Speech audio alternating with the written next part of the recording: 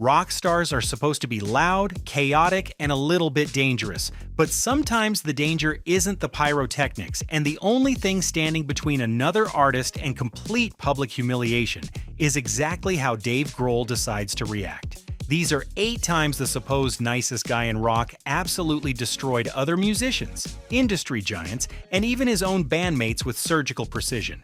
Number 1. Dave Grohl versus Courtney Love. I gazed and stared. For 20 years following the tragic end of Nirvana, Courtney Love engaged in a chaotic public war while Dave put on a clinic in total restraint. While Love went on endless rants claiming Kurt Cobain secretly hated Dave and desperately tried to exclude him from the band's legacy, Grohl responded with what music historians now recognize as one of rock's great psychological weapons. Songs widely understood as being about love include I'll Stick Around, Stacked Actors, and Let It Die, with all the venom channeled into studio recordings.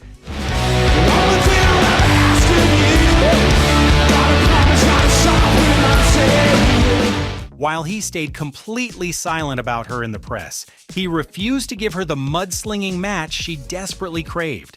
Love ultimately contradicted herself publicly, writing on her own social media that Dave takes it out on her, while insisting in the same breath that she never thinks about him.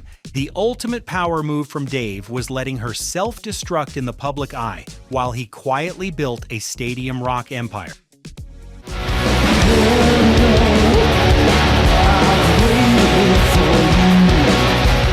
Number 2. Charging David Bowie $10,000.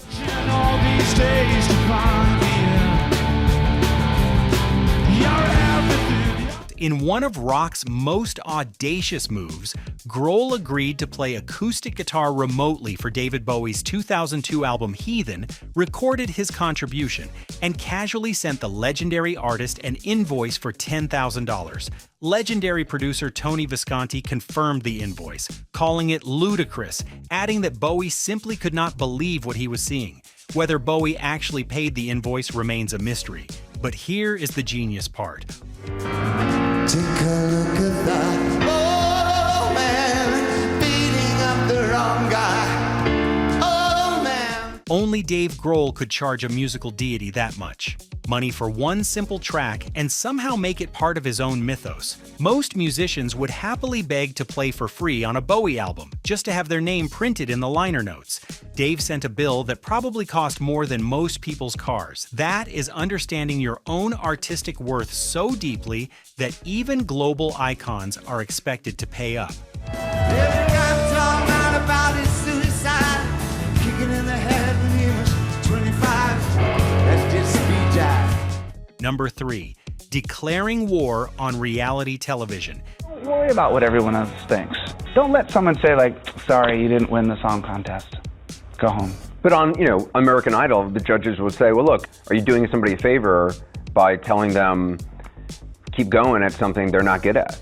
Who's to say who's good or not? Dave did not hold back when discussing manufactured pop music. He stated publicly that when kids watch American Idol or The Voice, it deeply depresses him because they think that is how you become a real musician.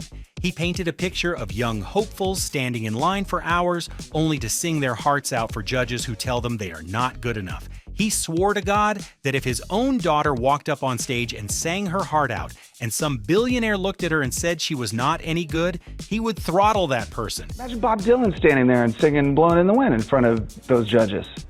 Sorry, it's a little nasally and a little flat. Next.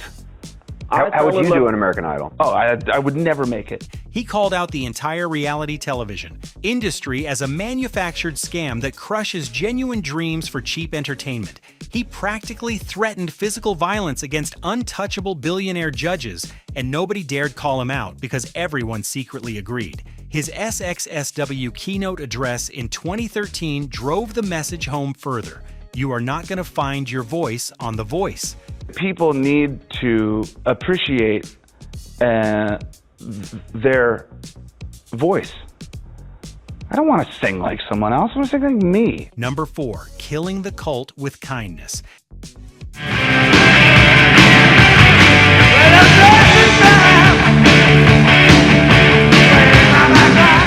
After the the Cult's frontman Ian Astbury developed a working demo whose working title was Bring Me the Head of Dave Grohl. Tensions between the two camps were real. The title came into existence because Dave had previously commented that attending a Cult concert made him want to put a gun to his own head. Most rock stars would immediately escalate this situation, not Dave.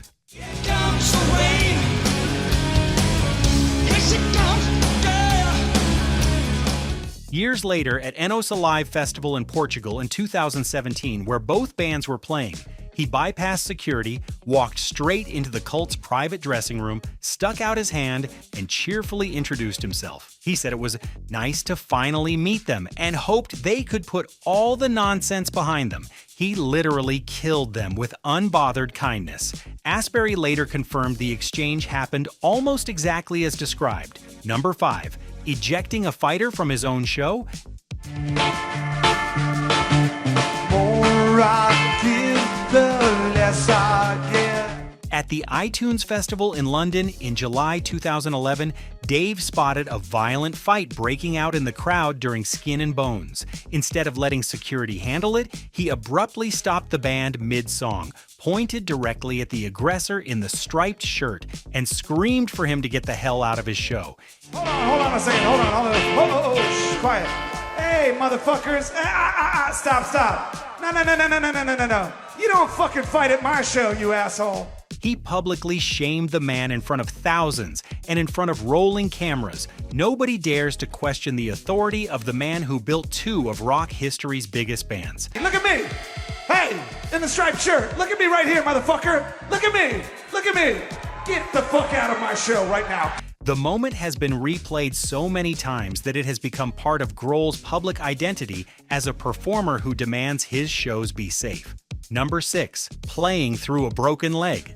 During the show at Ullevi Stadium in Gothenburg, Sweden in June 2015, Grohl misjudged the edge of the stage and fell roughly 12 feet off the side, snapping his fibula and dislocating his ankle in front of 52,000 fans. The music stopped, panic set in, and as medics rushed to his side, Dave grabbed a microphone while lying flat on his back. He told the terrified crowd he thought he had really broken his leg, but casually explained he was going to get it looked at and then return to the stage. I'm gonna fix my leg, but then I wanna come back. He did exactly that. Roughly 15 to 20 minutes later, his ankle wrapped and a paramedic kneeling beside him, and finished the full set list sitting in a chair. Every other rock star's injury story became instantly irrelevant. Dave ruined the curve for every other touring musician on the planet. I gotta say, we played a lot of fucking shows. I will never, ever forget this show for the rest of my fucking life. I'm under it! Number 7. Firing Josh Freese by phone.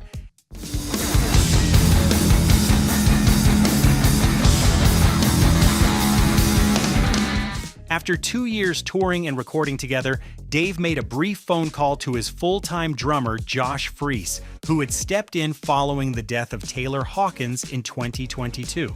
The message was shockingly brief and completely devoid of explanation. He simply indicated the band was moving on. There was no advanced warning, no sit-down meeting, and no reason given. Freese was so burned by the manner of the dismissal that he later posted a satirical public list of possible reasons he had been let go, including jokes about polyrhythms, cowbell sound baths, and Mercury being in retrograde.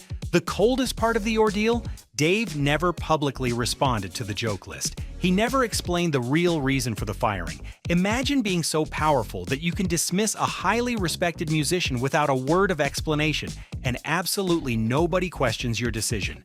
Number 8. Losing a drum battle on purpose. During the pandemic in 2020, a 10-year-old drummer named Nandi Bushell challenged Dave Grohl to a public drum battle on YouTube. For a rock star, this is typically a lose-lose situation. If you destroy a kid in a battle, you look like a massive bully. If you lose your rock. Credibility.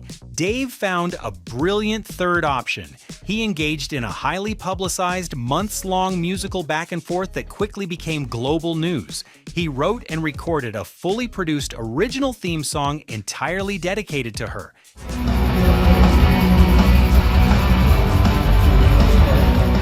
He turned this young girl into a viral sensation while somehow making himself look even cooler.